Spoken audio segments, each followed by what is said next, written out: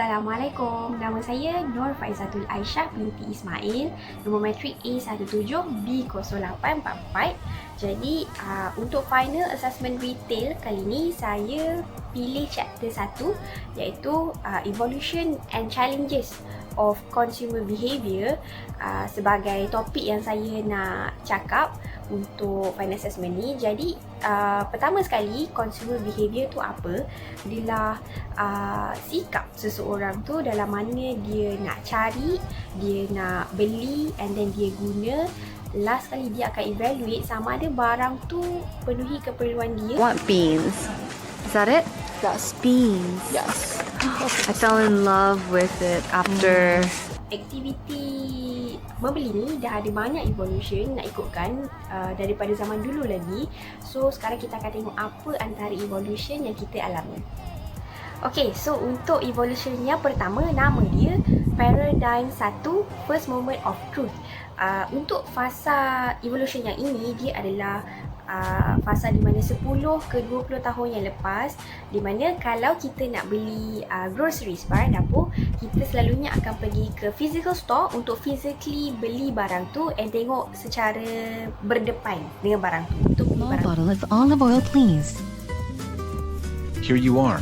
Tempat untuk sekolah iaitu pen. Jadi kita tak ada cara yang senang untuk tahu information pasal barang tu unless kita pergi sendiri ke kedai and tengok sendiri depan mata benda tu macam mana. Kalau kata kita nak beli shampoo, bila kita sampai je dekat kedai tu, kita akan nampak ada 10 brand shampoo yang ada dekat satu rak tu untuk kita pilih before kita nak beli dia. Jadi dekat situ kita akan buat evaluation process.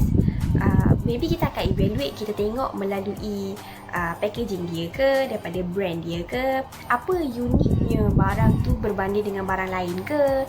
So dekat situ proses dia makan masa lama, kan betul-betul evaluate sebelum kita beli. So once kita dah sign untuk beli barang tu and then kita beli, barulah dekat rumah baru kita dapat betul-betul cuba produk tu sama ada betul tak dia penuhi apa keperluan kita macam apa yang diklaim dekat produk tu.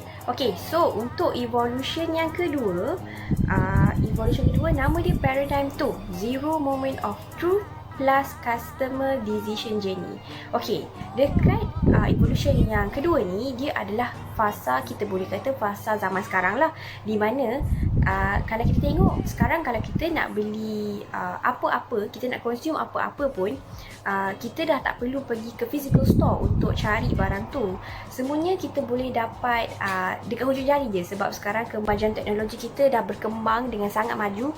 So kalau kata kita nak beli barang dapur, kita boleh je cari dekat smartphone semua information yang kita nak. Contohnya boleh beli kat mana, berapa ringgit, apa barang tu, apa benefit barang tu, apa yang membuatkan kita boleh attracted dengan barang tu berbanding dengan barang lain.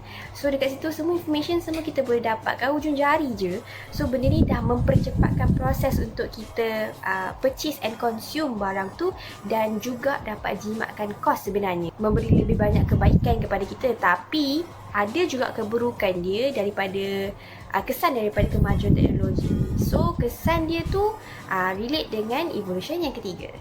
Okay, so untuk evolution yang ketiga, Paradigm 3 The Accelerated Loyalty Journey. Yang ketiga ni, kita dah berada dekat fasa di mana dah mula ada keburukan kepada semua kemajuan-kemajuan yang kita dah lalui sekarang ni. Jadi apa keburukan dia? Adalah keburukan kepada sellers ataupun marketers. Bila kita ni ada akses yang sangat mudah untuk dapat information berkenaan barang yang kita nak beli tu, kita dah tend untuk spend masa lebih sikit berbanding dulu. Kalau dulu mungkin kalau kita nak beli sesuatu barang tu, kita akan rasa mungkin dalam berhari ataupun berjam sebelum kita betul-betul nak beli barang tu. Tapi disebabkan kemajuan teknologi yang kita dah ada sekarang ni, so kita dah akan spend mungkin dalam beberapa minit beberapa saat je sebelum kita betul-betul nak buat decision, okay betul kita nak beli barang ni.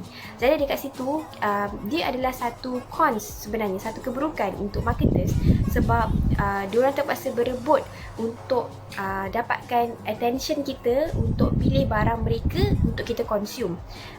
In case kalau kata diorang terlambat untuk dapatkan kita punya attention pada waktu tu, mereka mungkin takkan dapat langsung kita punya attention untuk cuba barang diorang sampai bila-bila.